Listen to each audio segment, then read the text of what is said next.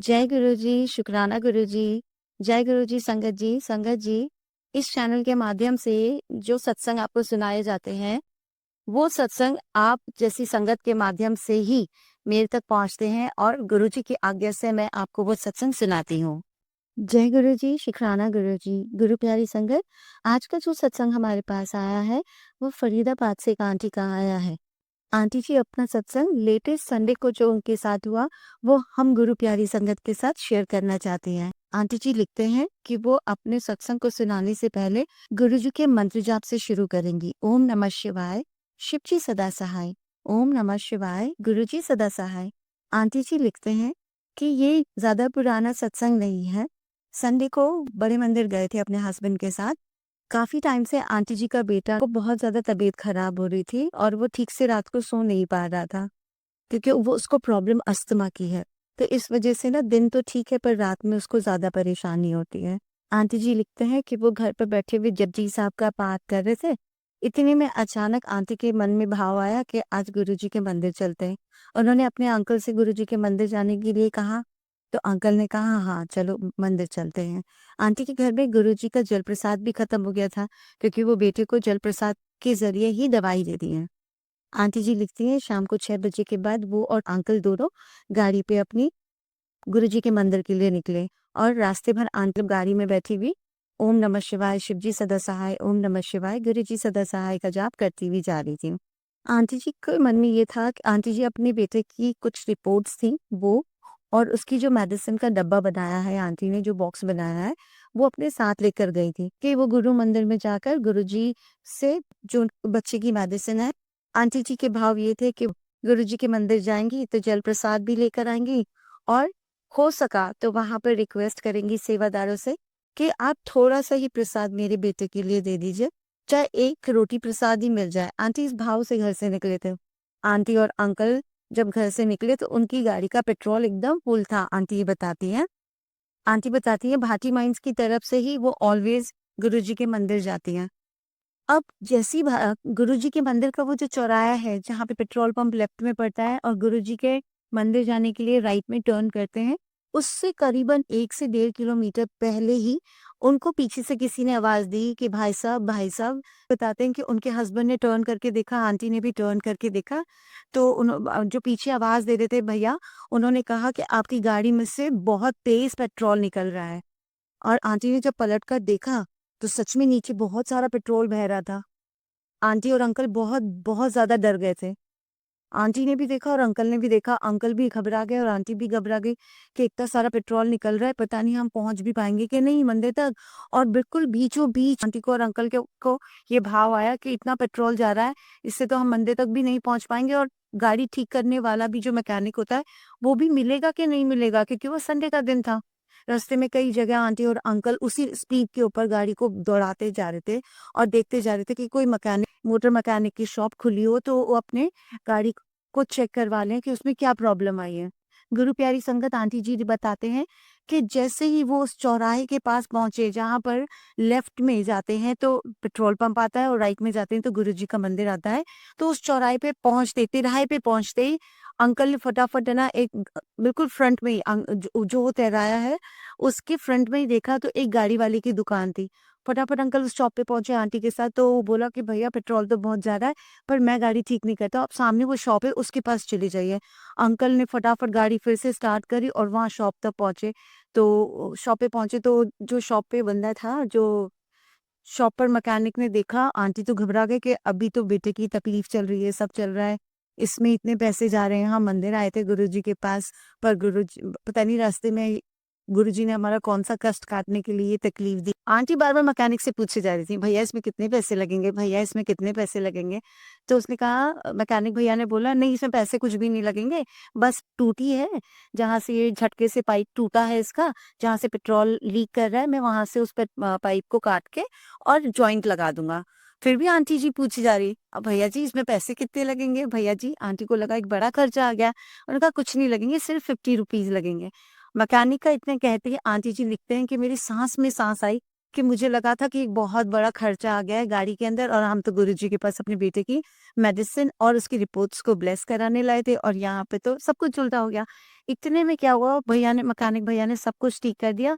ठीक करने के बाद बोले, पर आप इसमें पेट्रोल डलवा लेना, क्योंकि हो सकता है पेट्रोल खत्म हो गया हो, आपको जाते समय फिर दिक्कत आएगी। अंकल ने बोला, हाँ, अब तो पेट्रोल यहाँ से 5 कदम पे ही है, मैं पेट्रोल डलवा लेता हूँ। उसके बाद अंकल ने अपनी गाड़ी स्टार्ट करनी शुरू करी। गाड़ी स्टार्ट ही नहीं हो रही थी, क्योंकि पेट्रोल ही खत्म हो गया था। अब आप गुरु प्यारी संगत देखिए, आंटी जी बताना चाह रहे हैं अपने सत्संग के ज़रिए कि गुरुजी ने उनको वहाँ तक तो पहुँचा दिया, जहाँ तक बिना विघ्न के मैकेनिक की शॉप तक गुरुजी ने उन्हें पहुँचा दिया, और पेट्रोल भी वहीं जाकर खत्म हुआ, क्योंकि पेट्रोल बहुत ज़्यादा बह रहा था, टपक नहीं रहा था, वो बह रहा था। अंकल ने तुरंत आंटी से कहा, लो पेट्रोल ही खत्म हो गया। तो आंटी इतनी खुश होकर बोली, गुरुजी ने हमारा कोई कष्ट था जो छोटे से में ही काट दिया। अंकल बोले, ठीक है, तुम यहाँ खड़ी रहो, मैं फटाफट पेट्रोल भरवा के आता हूँ। अंकल पेट्रोल भरवा के आए। आंटी और अंकल गुरुजी के मंदिर शुक्राना करते करते पहुंचे, और गुरुजी का पूरे रास्ते आंटी शुक्राना शुक्राना शुक्राना, गुरुजी आपने हमारा हमको कष्ट भी दिया, पर उस कष्ट से आपने हमें निकाल भी लिया, और कष्ट भी हमारा काट दिया। आंटी को बहुत विश्वास है गुरुजी के ऊपर। उसके बाद वो मंदिर पहुँचे। मंदिर पहुँचने के बाद रास्ते में आंटी ने गुरुजी से कहा था, गुरुजी 8:30 बज गए, 8:30 के बाद तो चाय प्रसाद भी नहीं मिलती, आज तो चाय प्रसाद तो पिला देना। बस आंटी ने इतनी सी अरदास लगाई थी गुरुजी से, और गुरुजी ने, जब आंटी पहुंची ना, तो आंटी बताते हैं कि जब उन्होंने गुरुजी के मंदिर में एंटर किया ना, तो आंटी की निगाह शिवलिंग से ज़्यादा चाय प्रसाद के ऊपर थी। वो चाय प्रसाद देख रही थी, चाय प्रसाद मिल भी रहा है कि नहीं मिल रहा। और जब देखा आंटी ने कि नहीं, वहाँ जल चाय प्रसाद मिल रहा है, तो आंटी बहुत खुश हुए। आंटी ने अपने अंकल को बताया कि पता है, मैं पूरे रास्ते गुरुजी से ये कह रही थी, गुरुजी चाय प्रसाद तो इस बार मिल जाएगी ना? पिछली बार जब हम आए थे तो चाय प्रसाद नहीं मिली थी। आंटी अपने सत्संग में लिखते हुए बताती हैं कि जो-जो उस दिन वो आंटी गुरुजी से माँग रही थी ना, वो उनका पूरा होता जा रहा था। गुरुजी से काफ़ी देर उन ब कॉरिडोर में भी वो बैठी, गुरुजी का मंत्र जाप करा। फिर उसके बाद कॉरिडोर से जब मेन मंदिर के हॉल में बिठाया जाता है, वहाँ भी काफ़ी देर तक आंटी और अंकल, मतलब जितनी भी संगत थी, सबको अच्छे से बिठाया गया, दर्शन कराए गए, और जिसको मंत्र जाप करना था, वो मंत्र जाप कर रहा था। सब कनेक्ट कर रहे थे गुरुजी से। फिर आंटी बताती हैं कि वहाँ से निकलकर जब लंगर हॉल की तरफ जाने लगे, तो लंगर हॉल में इस बार ना, मतलब हर बार गुरु प्यारी संगत हम सब जानते हैं कि लंगर हॉल में बैठने के बाद दवाई की तरह ही लंगर खिलाया जाता है। पर इस बार ना, खुले हाथों से लंगर गुरुजी खिला रहे थे सबको। कोई रोटी प्रसाद के अंदर कमी नहीं थी, किसी सब्जी प्रसाद में कमी नहीं थी, किसी चीज़ में कोई कमी नहीं थी। गुरुजी ने इतने प्यारे ढंग से सबको लंगर करवाया। उसके बाद आंटी ने ना, वहाँ एक सेवादार भैया थे, उनसे, सेवादार अंकल से कहा, अंकल, उन्होंने प्रॉब्लम बताई कि भई मेरे बेटे के साथ ऐसे-ऐसे अभी प्रॉब्लम चल रही है। आप है ना, ज़्यादा मुझे प्रसाद नहीं चाहिए, कोई प्लेट भी नहीं चाहिए एक्स्ट्रा। आप मुझे कुछ भी थोड़ा-सा प्रसाद दे दीजिए, जिससे मेरे बेटे को मैं खिलाऊँ और वो गुरुजी उसका कष्ट काट दें। अंकल ने कहा, आंटी जी आप आराम से लंगर करो, और जाते समय आप मुझसे मिलकर जाना। वहाँ से उन्होंने फिर आंटी जी और अंकल जी का जब लंगर हो गया अच्छे से, तब आंटी जी उन अंकल के पास गए, और अंकल ने बोला, आंटी आप रुको। उन्होंने वहाँ से 1 रोटी प्रसाद और साथ में रोटी प्रसाद के साथ कड़ा प्रसाद दिया, और इतने अच्छे से अंकल ने उनको वो प्रसाद दिया। आंटी बहुत शुक्रगुज़ार हुई। वहाँ गुरुजी के जितने भी स्वरूप लग रहे थे, सब पर आंटी ने नतमस्तक होकर गुरुजी से शुक्राना किया। आगे बढ़ी तो आंटी ने वहाँ पर जल प्रसाद देते हैं सेवादार, वहाँ पे जब रिक्वेस्ट करी, तो उन्होंने, आंटी के घर में 1 बूंद गुरुजी का जल प्रसाद नहीं था। डेली आंटी अपने बेटे को गुरुजी के मंत्र जाप के साथ पानी का ग्लास रखकर, और उसके अंदर गुरुजी का एक छोटा-सा स्वरूप डालकर मंत्र जाप करती थी, और उसी मंत्र जाप से जो पानी एक्टिव होता था, गुरुजी के मंत्र जाप से प्रसाद बन जाता था, वही अपने बेटे को दवाइयों में पिलाती थी, पूरे घर में छिड़कती थी, और बेटे पूरे घर को पिलाती थी। पर उस दिन गुरुजी की रहमत से आंटी को काफ़ी अच्छी तरह से बहुत सारा जल प्रसाद मिल गया। आंटी बेहद खुश हुई, बेहद खुश हुई। गुरुजी का लख-लख, करोड़ों-करोड़ों बार उन्होंने शुक्राना किया।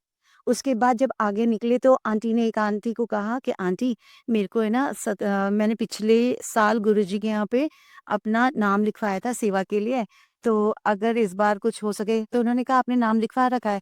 तो आंटी ने बताया, हाँ, मैंने अपना नाम लिखवा रखा है। तो उन्होंने कहा कि ठीक है, वहाँ काउंटर पे जाके, जहाँ मेन मंदिर के सामने, एंट्रेंस के सामने कोने पे इंक्वायरी ऑफिस है ना, वहाँ पे वो आंटी उनको लेकर गई, और दोनों हस्बैंड वाइफ ने अपना नाम लिखवाया। आंटी बताती हैं कि उनके हस्बैंड का भी नाम लिखा गया और उनका भी नाम लिखा गया, और गुरुजी की मर्ज़ी से और गुरुजी के आशीर्वाद से हो सकता है इस फ्राइडे से ही उनको गुरुजी अपनी सेवा के लिए मंदिर में बुला लें। आंटी बताती हैं वो उस समय इतना डर गई थी कि अपने बेटे के लिए वो दवाई ब्लेस करवाने ले जा रहे थे, सब कुछ कर रहे थे और बीच में इतना बड़ा विघ्न आ गया जिसकी वजह से आंटी भी डर गई थी और अंकल भी डर गए थे।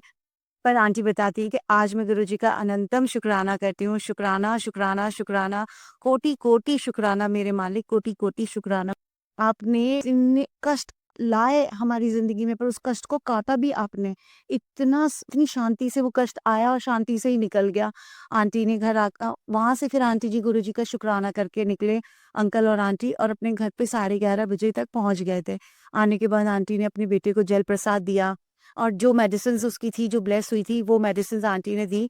आंटी जी बताती हैं उस दिन से कंटिन्यू उनका बेटा जल प्रसाद के पहले भी जल प्रसाद से दवाइयाँ ले रहा था, पर दवाइयाँ ब्लेस करवा के आंटी लेकर आई थी। वो बच्चा अब 2 दिन में जो पिछले 14-15 दिन से बीमार था ना, वो अब 2 दिन में बेहतर फ़ील कर रहा है और जो 14-15 दिन से बिल्कुल कुछ भी नहीं खा रहा था, बहुत मुश्किलों से आंटी और अंकल उसको खिला रहे थे। अब वो बेटा गुरुजी का वो जो प्रसाद लेकर आए थे बड़े मंदिर से, वो खाने के बाद उसी उसी प्रसाद को पहले उस बच्चे ने खाया था, तब से वो काफ़ी अच्छा है, थोड़ा वॉक भी करता है। आंटी जी बताती हैं जो जल प्रसाद आया था, उसी जल प्रसाद से उनका बेटा अपनी पानी की बॉटल में 2-2 बूंद गुरुजी का जल प्रसाद मिक्स करके उसी से दवाई खा रहा है और वो काफ़ी गहरी नींद अच्छे से सो रहा है। आंटी और अंकल दोनों मिलकर गुरुजी का बहुत शुकराना करते हैं। आंटी और अंकल अभी जपजी साहब का पाठ कर रहे हैं अपने घर में।